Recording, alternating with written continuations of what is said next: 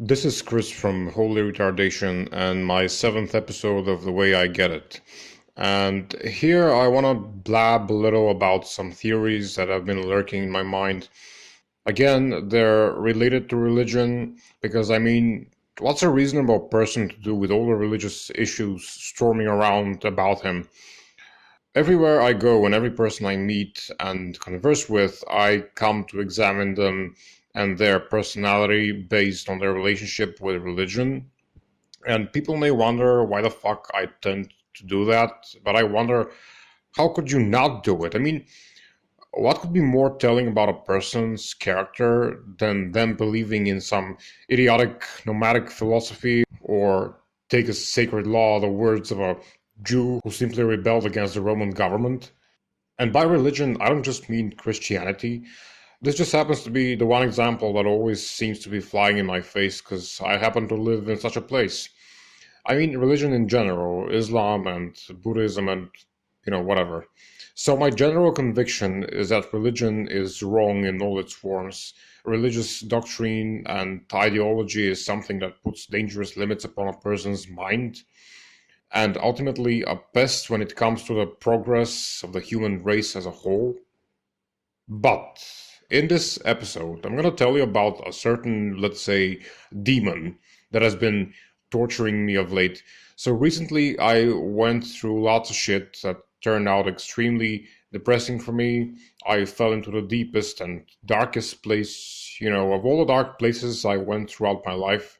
This was the worst so far, and during the healing process that I underwent afterwards, I felt a severe need and actually indulged into conscious practice of spiritual belief.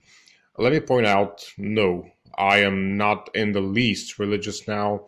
I still do not give a shit and do not support any kind of religion. In my case, it's philosophy, and more specifically, Neoplatonism. Now, I'm not going to go into explaining what Neoplatonism is because lots of shit has to be said about it. I'm just going to say it's the ideology that saved me and helped me get back on my feet. Also, I said I'm still in no way religious, and some people may argue that Neoplatonism is partially a religion, but I dare say it's not. True, it can be related to paganism and Greco-Roman deities, but Neoplatonism allows a certain level of individual adjustment of its ideas, which allows me to consider it a philosophy and not a religion in any way. But I got distracted. So, my point is, during my dark period, I had to resort to philosophy and belief. No matter how much of a hardcore cynic and atheist I consider myself to be, I still had the desperate need of a, higher ideology in order to survive and eventually get out of the experience as a stronger personality than I was before this dark period. Simply put, I needed spiritual philosophy in order to survive and to learn and just become more powerful. That, along with the fact that even though Neoplatonism proved pretty effectual to me, I still do not believe all its ideas and doctrines, because there certainly are some that would make you some kind of a pagan if you did really adopt and accept them. So look at it this way. Neoplatonism really helped me, and yet I do not support all its ideas. What does that mean?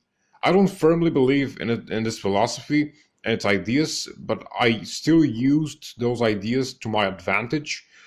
What does that even mean? Did I consciously lie to myself in order to overcome my depression and get stronger afterwards?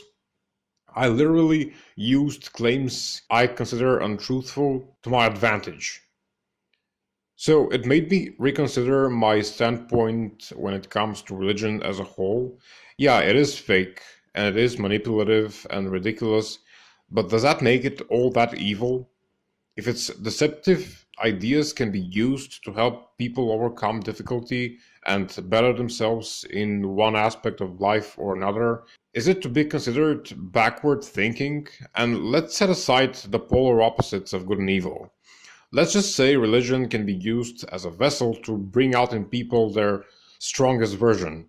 I mean, look at history and see how many losers who had nothing to contribute to society suddenly became fiery zealots and led crowds of people and armies into action, affecting the world around them in their lifetime.